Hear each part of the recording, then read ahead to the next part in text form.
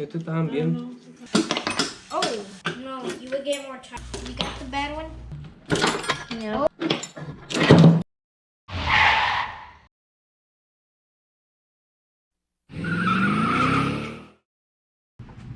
How's it going, everyone? Welcome to another video. So in this video I'm going to be going over what was wrong with the truck, because I put a video of when I got it and taking the engine out of it, and then I did a video of taking the whole engine apart, but I didn't really talk about what was wrong with it. So in this video I'm going to go over in detail everything that I found once I started taking it apart, and first of all, why I decided to take it out in the first place. So when I got the truck, the first thing that I noticed, it was a lot of white smoke. There was white smoke coming out of everywhere. I have one video when it was running, but then it died quickly after that, so I couldn't get much of it. But this truck had, as soon as you turn it on, within seconds there was smoke coming out of the bottom, out the tailpipe. So when you would drive it, when you would stop like at a red light or something, you would just get engulfed in white smoke. And then the white smoke would come out if you took off the oil cap. It would come out of there along with a lot of blow-by, lots and lots of blow-by, to the point where you would put the cap on top of the hole, and the blow-by would blow off the cap, off the head, off the cover. So that was the smoke, blow-by, and then lots of oil consumption. It would just, I don't know if it would burn the oil, if it would leak it. Well, I didn't know at the time. But I drove from El Paso to here to Austin, about 600 and something miles, 650, and it took 6 gallons of oil to make it here. I would stop about every 150 miles or so, and I would have to top off the oil, and it was a gallon every time. So a lot of oil consumption.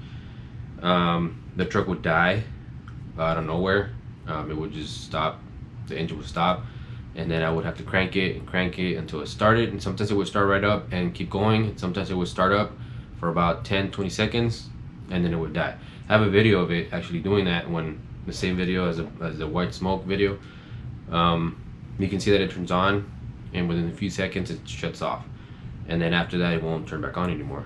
Yeah, it would just turn over and then start for a few seconds and then turn off.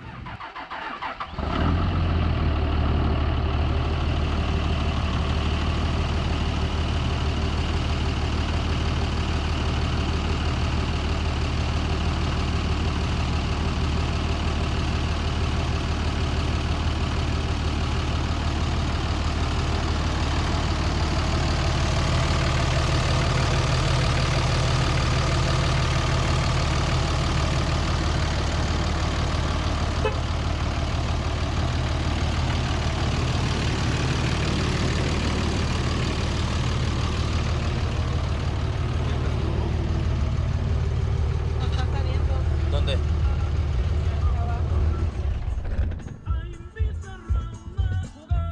And it just died.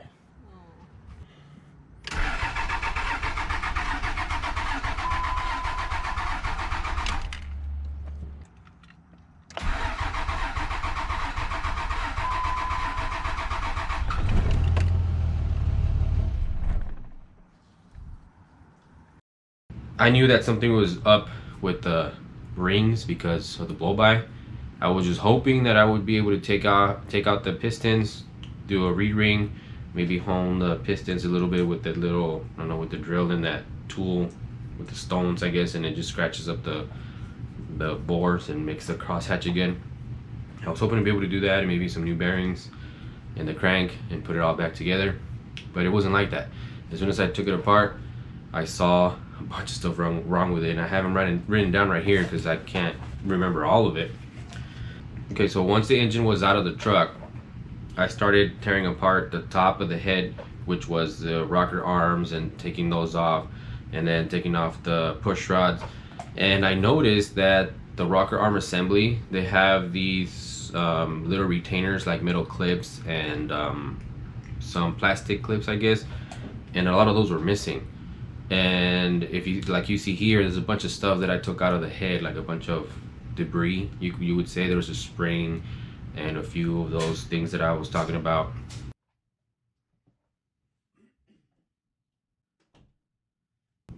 So some of these I think fell inside the pistons, I guess when the valves were opening.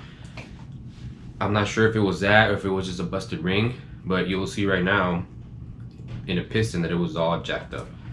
So after that, I started pulling the injectors. I was gonna see if maybe I replace these or not, but seeing that they were so dirty, I'm just gonna go ahead and replace them as well, and that's gonna be another big chunk of money. Those injectors are not cheap, and I'm just gonna go ahead and buy all 6 of them. So once I finally got the head off, I looked inside the cylinders, and they all looked okay from the top. The bores didn't seem too scratched up, not too bad. But then I saw piston number 3, and that one was very jacked up. You can see the top of the piston is all bashed in. Something was bouncing around in there, and then you see that big old gash on the side. So I'm pretty sure that's where all the oil was going, because it would blow out a lot of soot, I guess you would call it, out the tailpipe, out the whole bottom of the truck. It was all full of it. So once I saw that,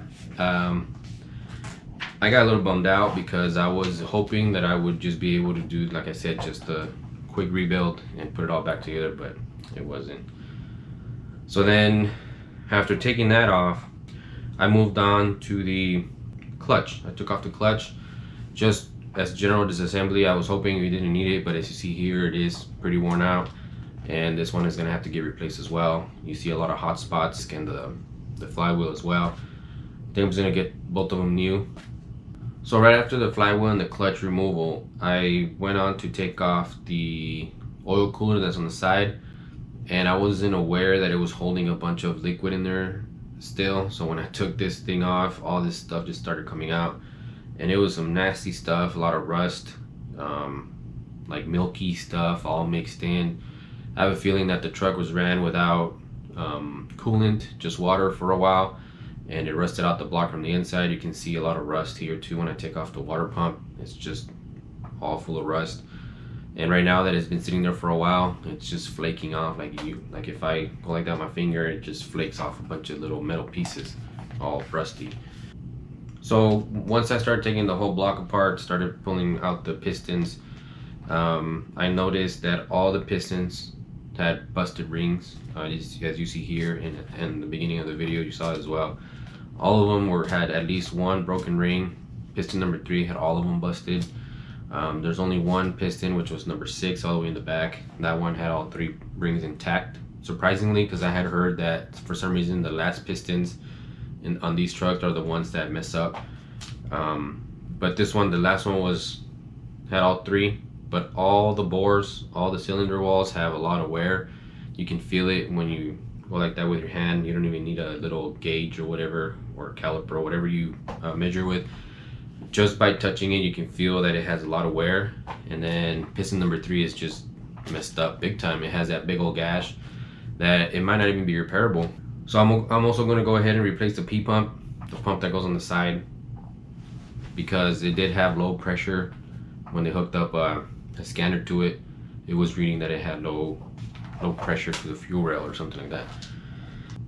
So on the main caps for the crank, those were all pretty good. They weren't that bad, but there was 2 that had big scratches right down the middle of the bearing. You can see right here, some metal got stuck here, and it got like welded to the crank somehow, and it just tore into the bearings like that. It's kind of weird how those, unless that's normal, but I don't think it is. Someone knows and can tell me in the comments if that's normal. Alright, so that's gonna be it for this video. This is where the engine currently sits right now.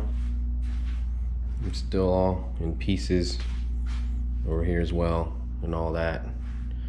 I thought I had recorded a little outro, but I guess I didn't. So that was what was wrong with this truck. There's still plans on getting it fixed. Right now I'm not exactly sure what route I'm going to take, if I'm going to rebuild this one or just buy another one. I'm not sure yet, but whatever I do, I'll put it on here for whoever. I saw that there's like 4 or 5 new subscribers that's subscribing to these videos, so this is for you guys. Thank you for subscribing, and I will get this thing fixed and on the road eventually. So thank you for watching. Like, subscribe, and see you on the next one.